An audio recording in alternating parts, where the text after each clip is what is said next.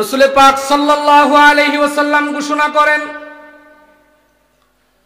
আল্লাহর হাবিবের কাছে তিনার সাহাবায়ে কেরাম আরজ করেন, ইয়া রাসূলুল্লাহ, পৃথিবীর মধ্যে আপনার দ্বীন এবং কোরআন শেষ জমানার উম্মতরা কিভাবে পাবেন? এবার আল্লাহর হাবিব ডেকে বলেন, শেষ জমানার উম্মতের জন্য আমি দুইটা প্রেসক্রিপশন রেখে যাই। হ্যাঁ, আমি দুনিয়া থেকে বিদায় নিয়ে চলে যাব, চলে যাওয়ার পরেও তারা আমাকে চিনবে, ভুলবে না। জোরে পড়েন সুবহানাল্লাহ।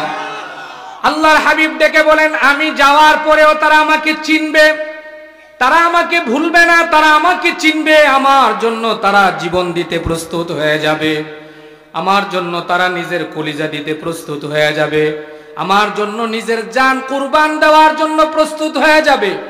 এবার আল্লাহর হাবিব ডেকে বলেন, তারাকতু ফীকুম আমরাইন লান তাদিল্লু মা তামাসসাতকুম বিহিমা কিতাবাল্লাহি ওয়া সুন্নাত রাসূলিল্লাহ। আল্লাহর হাবিব ডেকে বলেন, পৃথিবীর মধ্যে আল্লাহ তাআলা মানুষ বানাইলেন, জমিনের মধ্যে যখন মানুষ বানাইলেন, মানুষ যখন জমিনের মধ্যে পাঠাইলেন, মানুষ কিন্তু এক গোত্রের মধ্যে সীমাবদ্ধ নাই। কেউ বা নিজেদেরকে দাবি করে মুসলমান, আবার কেউ বা নিজেদেরকে দাবি করে হিন্দু, আবার কেউ বা নিজেদেরকে দাবি করে খ্রিস্টান।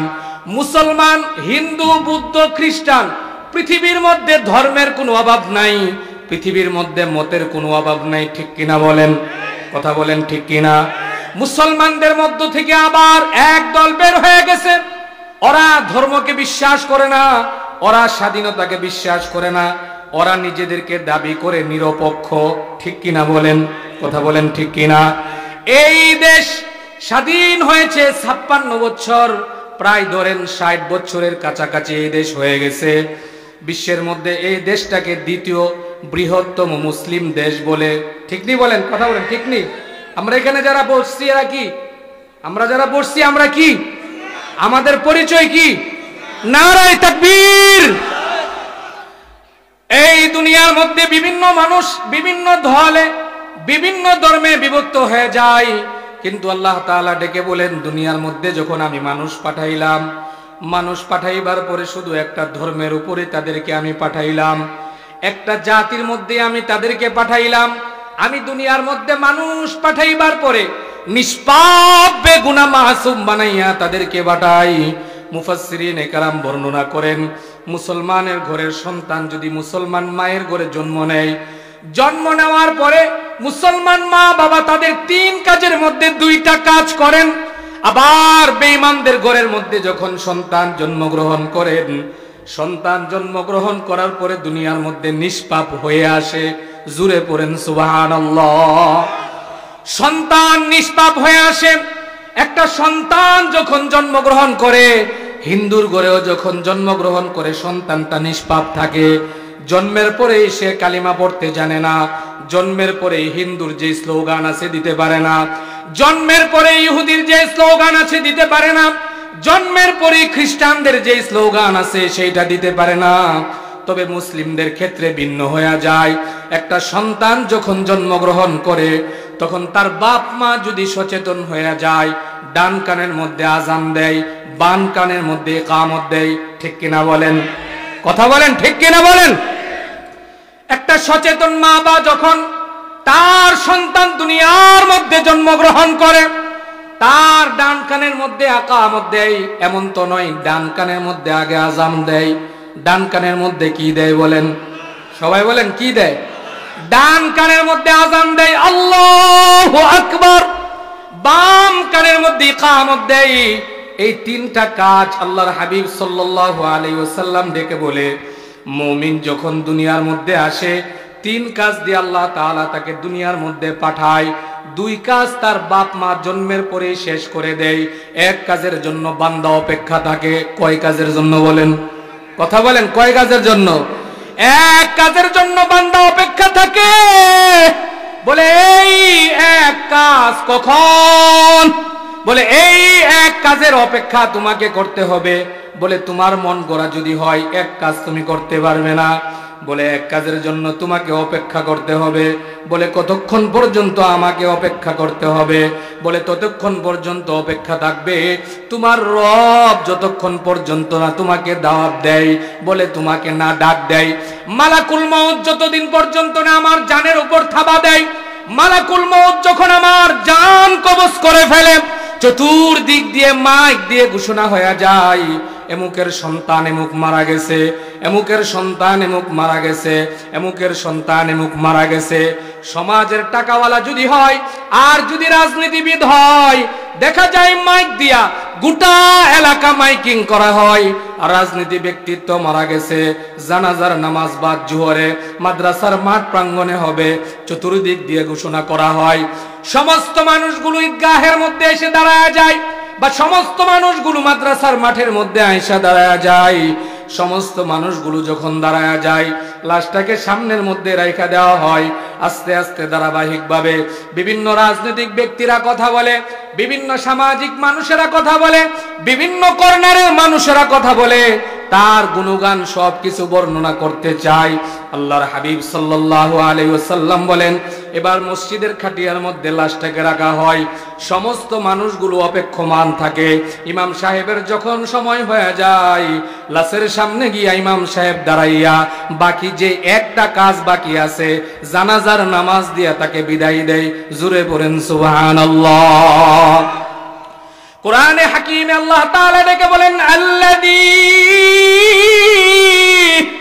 খালাকাল মাউত ওয়াল হায়াতা লিয়াবলুয়াকুম আইয়ুকুম আহসানু আমালা।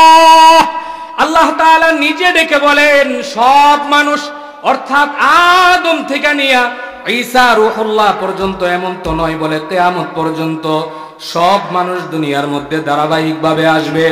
সমস্ত মানুষগুলো দুনিয়ার মধ্যে আসার পূর্বে আল্লাহ তাআলা আগের রূহকে সৃষ্টি করছেন। কি সৃষ্টি করছেন বলেন? সবাই বলেন, কি সৃষ্টি করছেন? রূহ। কি সৃষ্টি করছেন বলেন? রূহুল কলব, অর্থাৎ কলব, রূহ।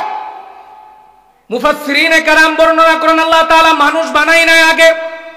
আপনি আমাকে এভাবে সুস্থ সবল, তাদেরকেও সুস্থ সবল দেখেন, কিন্তু আগে মানুষ বানাই নাই। কথা বলেন ঠিক কিনা? বুঝেননি? কথা বলেন। এই পিছের ভাইয়েরা বুঝেননি? আগে কি এই পা, হাত, দেহ এগুলো বানাইছেন? কথা বলেন, এগুলো বানাইছেন?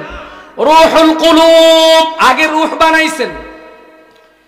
সমস্ত রূহগুলোকে একত্রিত নিয়া এবার রব ডেকে বলেন, আলাস্তু বিরাব্বিকুম, আলাস্তু বিরাব্বিকুম, আলাস্তু বিরাব্বিকুম। সব রূহগুলোকে একত্রিত নিয়ে রব্বুল আলামিন ডেকে বলেন, ওই সময় আপনিও ছিলেন, আপনার রূহ ছিল, ওই সময় আমার রূহ ছিল, ওই সময় সমস্ত রূহগুলো একত্রিত ছিল। সব রূহগুলোকে জমায়েত করা আল্লাহ তাআলা ডেকে বলেন, আলাস্তু বিরাব্বিকুম, আলাস্তু বিরাব্বিকুম, আমি কি তোমাদের রব নই? পা থেকে নিয়ে মাথা পর্যন্ত এটা মাত্র একটা স্ট্রাকচার। যতক্ষণ পর্যন্ত আপনার দেহের মধ্যে রূহ আছে, ততক্ষণ পর্যন্ত আপনার দাম আছে। আপনার দেহ থেকে যদি রূহ বের করে নেই, এক বিন্দু পরিমাণ দামও দুনিয়াতে আপনার নাই। ঠিক নেই? বলেন ঠিক নেই?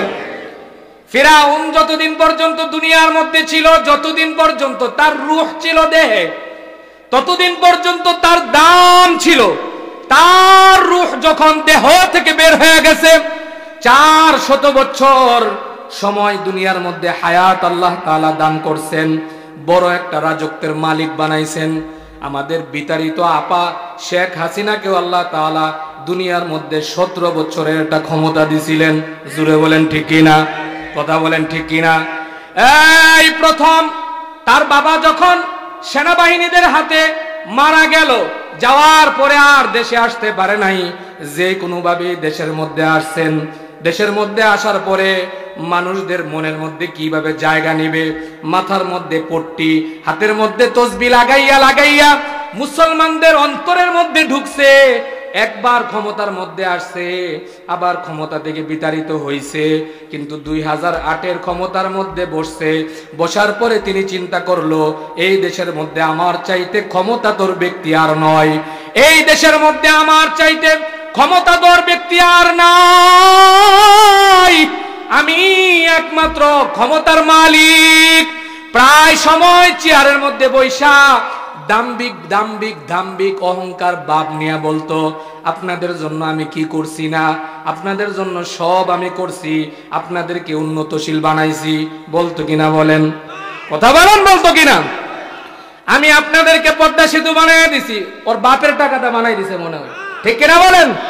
আমি আপনাদেরকে পাতাল রেল বানাই দিছি, আমি আপনাদেরকে সব বানাই দিছি। না, আমার টাকা, একজন কৃষকের টাকা, একজন কুলি মজুরের টাকা ওই ফান্ডের মধ্যে গিয়া জমা হইতো, আর আমাদের টাকা দিয়ে আমাদের দেশ সাজাইছো। তোমার বাপের টাকা দিয়ে তুমি দেশ সাজাও নাই। দিন যত যায় সাধারণ মানুষের উপর নির্যাতন বেড়ে যায়। আস্তে আস্তে তার মতের অনুসারী যারা, তাদেরকে প্রত্যেকটা জায়গার মধ্যে বসায়া দিছে, দিয়া বইলা দিছে, আমাদের বিরুদ্ধে যদি কেউ কথা বলে তাহলে তার বিরুদ্ধে অ্যাকশন নেবি। সাধারণ একটা পাতি নেতা এলাকার মধ্যে, তাদের জেলার মধ্যে, তার জ্বালায় এলাকার সব মানুষগুলো অতিষ্ঠ হয়ে গেছিল, ঠিক কিনা বলেন? 16 বছর পর্যন্ত ক্ষমতার মসনদের মধ্যে ছিল। এসেই বিসমিল্লাহির রহমানির রহিম, এই দেশের রাষ্ট্র ধর্ম বিসমিল্লাহির রহমানির রহিম, এই মসনদের মধ্যে বৈশা বিসমিল্লাহির রহমানির রহিম কেটে দিয়েছেন। দেওয়ার পরে মুসলমানরা বিভিন্ন ধরনের আন্দোলন করছেন। মুসলমানরা আন্দোলন করার পরে বিন্দু পরিমাণ কোনো কর্ণপাত করে নাই। ইন্ডিয়া থেকে প্রেসক্রিপশন নিয়ে এই দেশের মুসলমানদের উপর নির্যাতনের স্টিম রুলার চালিয়ে দিয়েছে। যেই সমস্ত উলামায়ে কেরাম কলা রাসূলুল্লাহ সাল্লাল্লাহু আলাইহি ওয়াসাল্লামের হাদিস পড়াইতো, যেই সমস্ত হাফেজে কোরআনরা আল্লাহর কালাম তিলাওয়াত করত, এমন তো নয় যেই সমস্ত মানুষগুলোর শরীরের মধ্যে সুন্নতি লেবাস ছিল, মুখের মধ্যে দাড়ি ছিল, ওই সমস্ত মানুষগুলোকে টার্গেট করে করে মারা হইতো, ঠিক কিনা বলেন? কথা বলেন, ঠিক কিনা? 16 বছর পরে আপনাদেরকে বলতে চাই, সে ভেবেছিল আমার মসনদ থেকে আমাকে কেউ এই জায়গা থেকে সরাতে পারবে না, কিন্তু আল্লাহ তাআলা নিজে জানায়া দেয় 16 বছর পর্যন্ত আমি সুযোগ দিছি, কিন্তু আমি আল্লাহ তাআলা যে জানায়া দিলাম ইন্না বাতশা রব্বিকা লাশাদীদ, আমি হইলাম পরাক্রমশীল ক্ষমতাধর, আমার চাইতে বড় কোনো বাদশা নাই। আছে কি বলেন? আমাদের রবকে ডেকে বলেন, সবাই বলেন আল্লাহ। রব হইল একমাত্র আল্লাহ, মুমিনদের রব হইল আল্লাহ। মুমিনরা বিশ্বাস করে রব আমার, রব আমার, রব আমার, আমার রব একমাত্র আল্লাহ। রব আল্লাহ ছাড়া আর কেউ নাই, ঠিক কিনা বলেন? কথা বলেন, ঠিক কিনা? রব একমাত্র আল্লাহ, নবী একমাত্র মুহাম্মাদুর রাসূলুল্লাহ। মুমিনরা বিশ্বাস করে আমি যখন কবরে চলে যাব, আমার মিজান আছে, আমার ফুলসিরাত আছে, কবরে যাওয়ার পরে আল্লাহর সামনে আমাকে দাঁড়াতে হবে, ঠিক কিনা বলেন? কথা বলেন, ঠিক কিনা? না এমন কোনো ভয় আছে? বলেন, ভয় আছে? রব কে বলেন? সবাই বলেন, রব কে? রব হইল একমাত্র আল্লাহ, আল্লাহ ছাড়া আর কোনো রব নাই। কিন্তু আমাদের আপা শেখ হাসিনা মনে করছেন যে একমাত্র আমি প্রভু এই দেশের, ঠিক নি বলেন? কথা বলেন, ঠিক নি? কোন ঠিক নি? কোন এমনও দেহি যে মোবাইলের মধ্যে আপা ডাকতে ডাকতে যে পরিমাণ আপা আপা জবে, তার জীবনে তার আপন মারে মনে হয় এরকম মামা মামা ডাকছে, ঠিক কিনা বলেন? কথা বলেন, ঠিক নি বলেন? আপনি কি ভাবছেন যে একদিনেই হয়ে গেছে আর এক বেলাই হয়ে গেছে? কত মানুষের রক্ত ঝরেছে আপনার কোনো হিসাব নাই। শাপলাতে আমি নিজে ছিলাম, আমি কতগুলো লাশ আমার চোখের সামনে টেনেছি সেটা আমার মাবুদ জানে আর আমি জানি। শাপলার ময়দানের মধ্যে কত মানুষগুলো মুরগির বাচ্চার মতো লাফালাফা মারছে। শাপলার জমিনের মধ্যে কত মানুষ, এই দেশের মধ্যে কত মায়ের বুক খালি করছে তার কোনো হিসাব নাই। এই দেশের মধ্যে কত আমার বোনকে বিধবা বানাইছে তার কোনো হিসাব নাই। কত নিষ্পাপ বেগুনা মাসুম বাচ্চারা বাপ হারা হইছে, হিসাব নাই। রাত্রে রাদারে আমরা ওই সময় দেখেছি, আপনারা দেখেন নাই?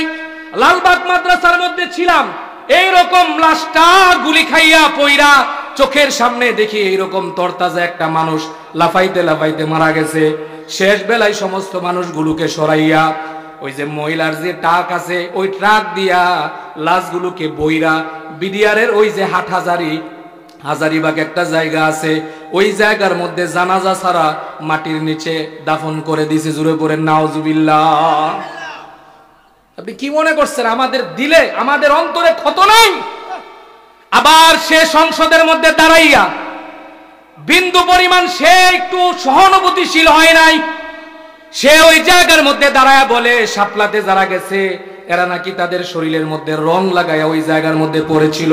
জুড়ে পড়েন নাউজুবিল্লাহ। শাপলার মধ্যে যারা ছিল হাফিজে কোরআনরা, শেষ রাত্রে তারা তাহাজ্জুদের মধ্যে দাঁড়ায়া গেছিল। মুরব্বীরা যারা গেছিল জিকিররত অবস্থায় ছিল। আবার যারা বাচ্চারা ছিল তারা আল্লাহর কাছে হাত বাড়ায়া কাঁদছে, চোখের পানিগুলো ঝরাইছে। কিন্তু এই জায়গার মধ্যে ক্ষমতা বাঁচায় রাখার জন্য মুসলমানদেরকে মেরে ফেলছে, বিন্দু পরিমাণ সে কর্ণপাত করে নাই। তার মনের মধ্যে মূল মাকসাদ ছিল তার গদি টিকায় রাখতে হবে। জুড়ে বলেন ঠিক কিনা? ক্ষমতা আছে না নাই?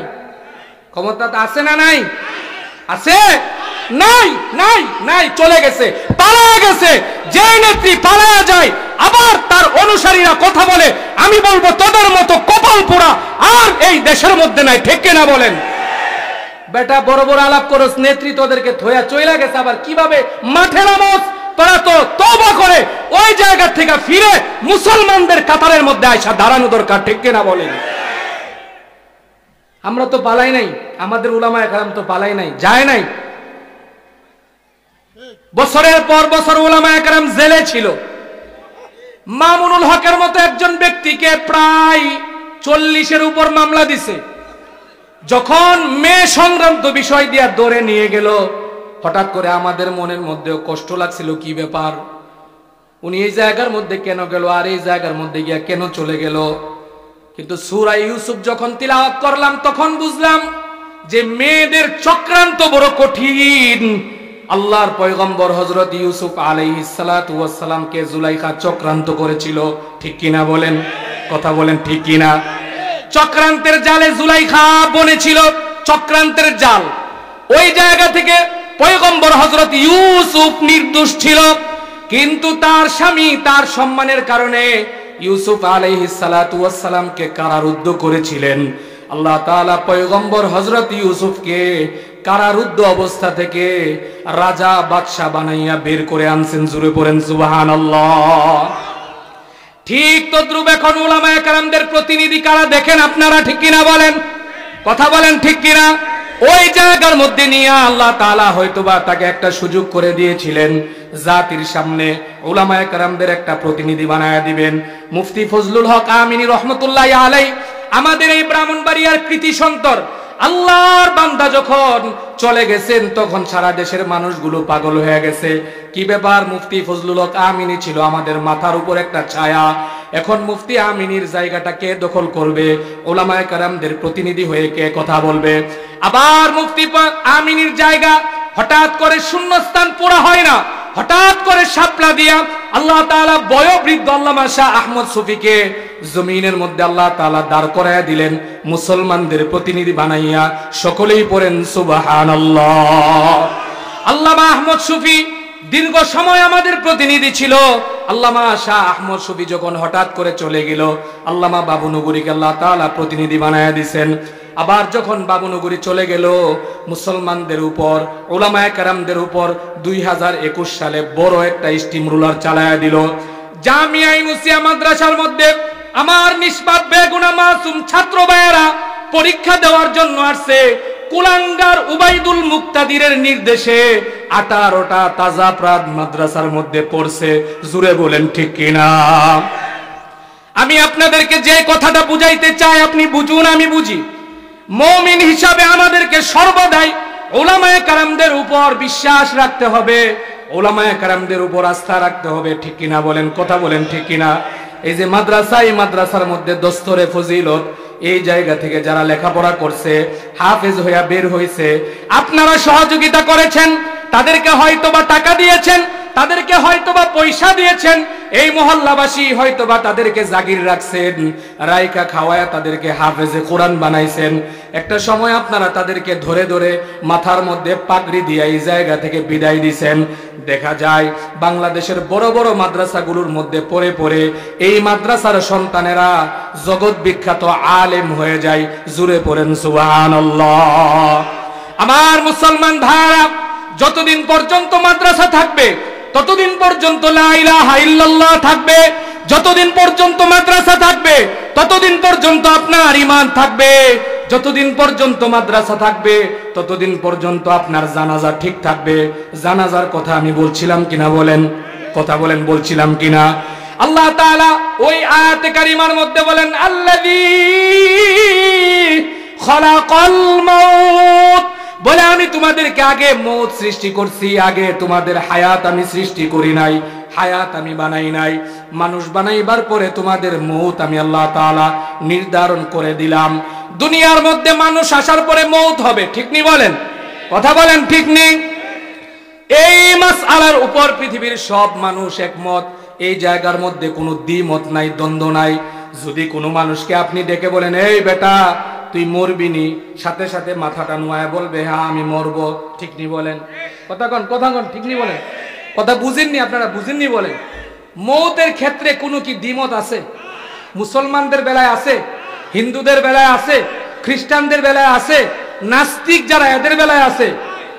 মৌতের ক্ষেত্রে কোনো মানুষের এই পৃথিবীতে দ্বিমত নাই, নাই। মৌত, মৃত্যু, এটা মরণ, এটা সবাই জানে। কারোর মরণটা হয় জান্নাতি আর কারোর মরণটা হয় জাহান্নামী। ওই যে বেশ্যা একজন মহিলা আছে তসলিমা নাসরিন, চিনেননি আপনারা? সবাই বলেন চিনেননি? হ্যাঁ, যদি মারা যায় হের জন্য কি জান্নাত বরাদ্দ আছে? কথা কয় না, বরাদ্দ আছে। আবার যদি আপনাদের মাদ্রাসার হাফেজ সাহেব যিনি দায়িত্ববান তিনি যদি মারা যায়, তিনার জন্য জান্নাত আসেনি বলেন? কথা কয় না, বুঝে না মনে আসেনি বলেন? আপনার মসজিদের ইমাম সাহেব যদি মারা যায়, এই যে আমার বাম পাশে যিনি বসে আছেন, চেহারাটা তো দেখা অনেক সুন্দর সুন্দর মনে হয়, এই মানুষটা যদি মারা যায়, সব মানুষগুলো এই মানুষটার জন্য চোখের পানি ছাড়তে রাজি আছে কিনা? কথা বলেন, রাজি আছে কিনা? কিন্তু তসলিমা নাসরিন যদি মারা যায়, মানুষগুলোকে যদি বলে মারা যায় তসলিমা নাসরিন মারা গেছে, আপনাদেরকে বলার সাথে সাথে বড় একটা গালি দিয়া আল্লাহর কাছে শুকরিয়া আদায় করবেন তার মতো নাস্তিক মারা গেছে, ঠিক কিনা বলেন? বুঝেন কই আছেন, হিসাব বুঝেন। বেলাল হাফসির মতো একজন ব্যক্তি মারা গেছে। এখনো পর্যন্ত যদি মানুষ বেলালের নাম শুনে, বেলালের নির্যাতনের কথা যদি শুনে, চোখ দিয়া দর দর করে পানি বের হয়। ওমরের নাম যদি শুনে, ওমরের ইতিহাস শোনার সাথে সাথে চক্ষু শীতল হয়ে যায়। আবু বকর সিদ্দিক রাদিয়াল্লাহু তাআলা আনহুর নাম শুনলে চোখ দিয়া পানি বের হয়।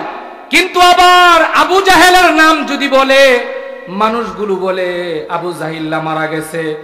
যারা হজ করতে যায়, আবু জাহেলের বাড়ির মধ্যে পায়খানা বানায়া রাখছে, যদিও পায়খানা না ধরে কুতাইয়া হইল পায়খানা কইরা আসে। জোরে বলেন ঠিক কিনা? হ্যাঁ, ওই ঠিক নি বলেন? যারা হাজী সাহেব যায়, আমার মসজিদ থেকে একজন হাজী সাহেব গেছিল, আমি আসার পরে মুরব্বী, বয়স প্রায় 70-75। তো জিগাইলাম যে ওই যে হজে যাওয়ার পরে ভালো একটা কি কাজ করছেন আমার বলেন তো শুনি। যাওয়ার আগে দোয়া লয়ে গেছে, হুজুর যে অবস্থা, যদি কোনো রকম ফইরা যায় আর যদি মারা যায় তাহলে এখান থেকে দোয়া দিয়ে দেন আল্লাহ তাআলা যেন জান্নাত নসিব করেন।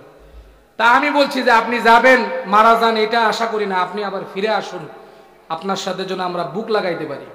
তো আয়সা সর্বপ্রথমই বাসাতে ব্যাগ বুক রাইকে আমার কাছে চলে আসে। আমি বলছিলাম যে ভালো কি কাজ করেন এটা আপনি আমারে জানাইবেন, আপনি আয়সাই কি ভালো কাজ কইরা আইছেন হজ কইরা, এটা আপনি আমারে জানাইবেন। দৌড়ে তিনি চলে আসছেন, পেরেশান হয়ে গেছে আমারে না পাইয়া। ফোন দিছে মুয়াজ্জিন সাহেব, হুজুর ওই মুরব্বী তো হজ থেকে আইছে, আপনারে খুঁজতেছে।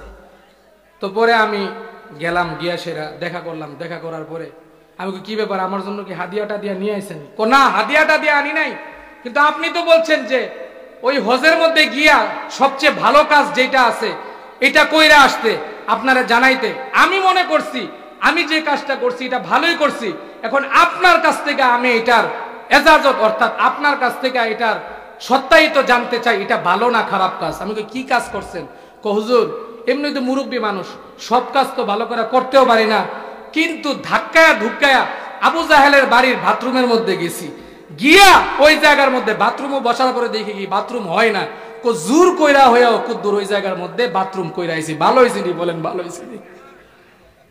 আমি কই কি কয় না কই বাথরুম কইরা আইছেন আবু জাহেলের বাড়ির, আপনি আবার আমারে জিজ্ঞাসা করতেছেন যে ভালো হয়েছে নি। এবার মুরব্বীর ভাষায় মুরব্বী আমারে বর্ণনা করে, দেখেন কি সুন্দর করে বলে।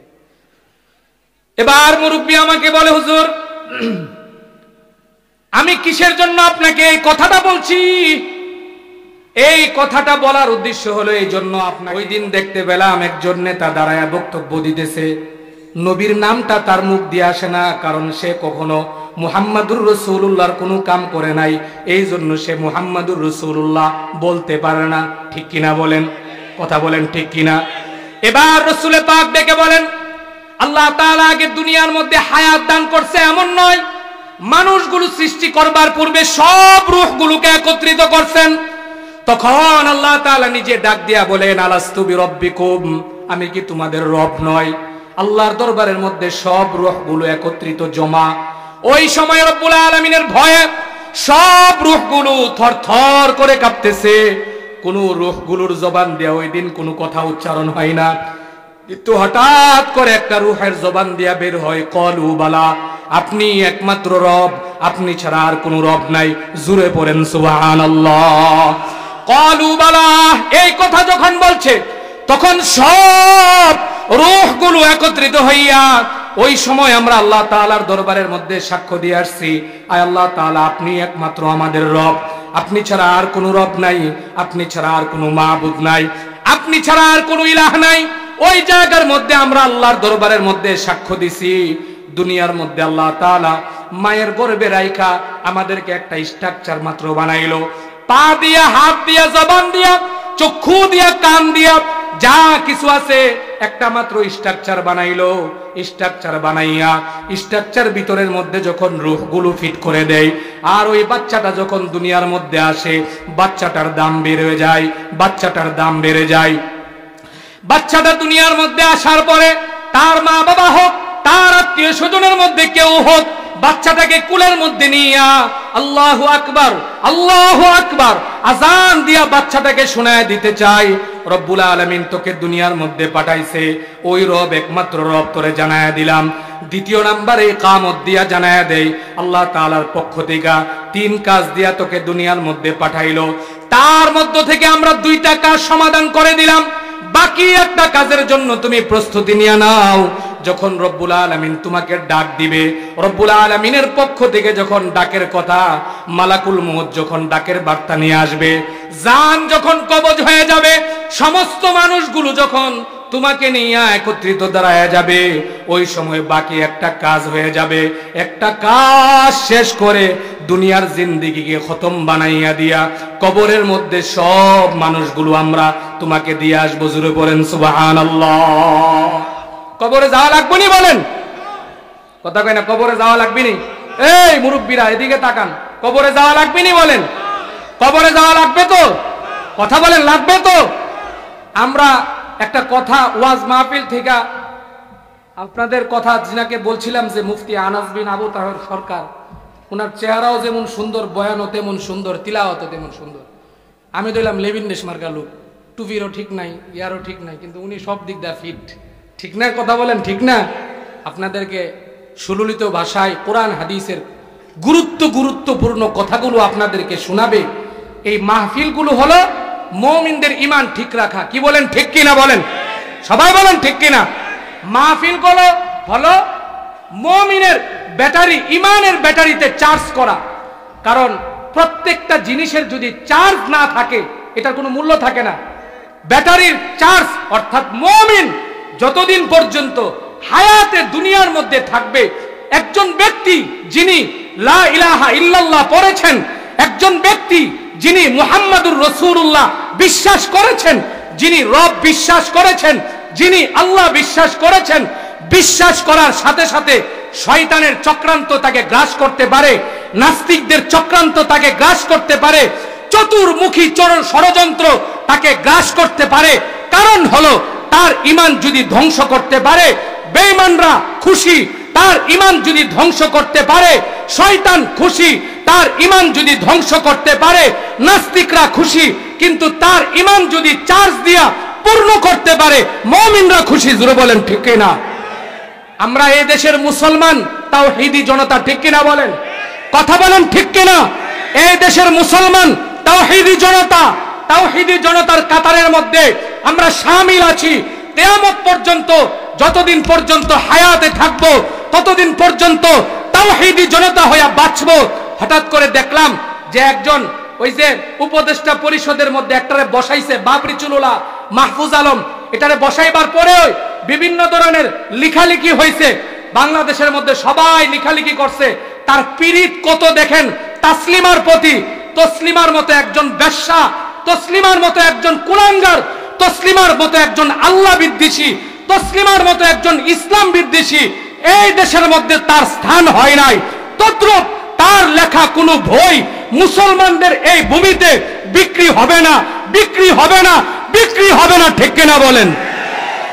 উপদেষ্টা পরিষদের একজন মাহফুজ আলম, আমাদের আকাবের, আমাদের মুরব্বী যিনারা আছেন, তিনারা যখন আমাদেরকে কথা বলেন তখনই আমরা তিনাদের সুরে সুর মিলায়া কথা বলতে আমরা প্রস্তুত হয়ে যাই।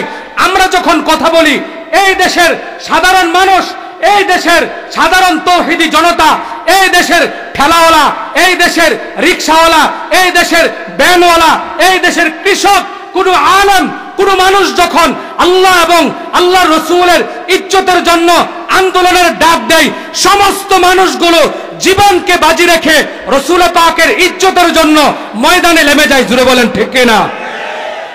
ওই যে বইমেলার মধ্যে তসলিমা নাসরিনের একটা স্টল দিছে, ওখানের মধ্যে তাওহীদি জনতা, মুসলিমরা, ঈমানওয়ালারা ওরা গিয়া ওই জায়গার মধ্যে প্রতিবাদ করছে। করার পরে উলামায়ে কেরামরাও ওই জায়গাতে ছিল, সাধারণ মানুষও ছিল। প্রতিবাদ করার পরে সেই জায়গার মধ্যে একটা কালকে বক্তব্য দিছে যে তাওহীদি জনতা, তাওহীদি জনতা বইলা আপনারা যা শুরু করছেন, যদি আপনারা বিতাড়িত না হন বা আপনারা যদি না থামেন তাহলে আপনাদের বিরুদ্ধে আমাদের সর্বোচ্চ স্টিম লোডার চালু হবে। আমরা পরিষ্কার ভাষায় বলি, আমরা তাওহীদি জনতা যদি এদেরকে সাপোর্ট না করি, আমরা যদি তাদের থেকে দূরে সরে যাই, আল্লাহর কসম করে বলছি 5 মিনিটও চেয়ারের মধ্যে বৈশা থাকতে পারবে না, ঠিক কিনা বলেন? কথা বলেন ঠিক কিনা? আওয়ামী লীগের বাইরা যেমনে বৈশা আছে, তোদের কোনো সমস্যা হইলে সাধারণ মানুষ গিয়া সাপোর্ট করতেছে, এই জন্য তোদের চেয়ার ঠিক আছে। সাধারণ মানুষ যদি সইরা যায়, প্রশাসনের মধ্যে এখনো পর্যন্ত পুরা আনতে পারে নাই।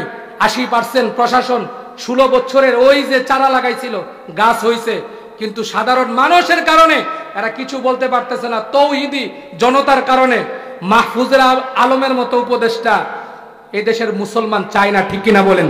কথা বলেন ঠিক কিনা বলেন?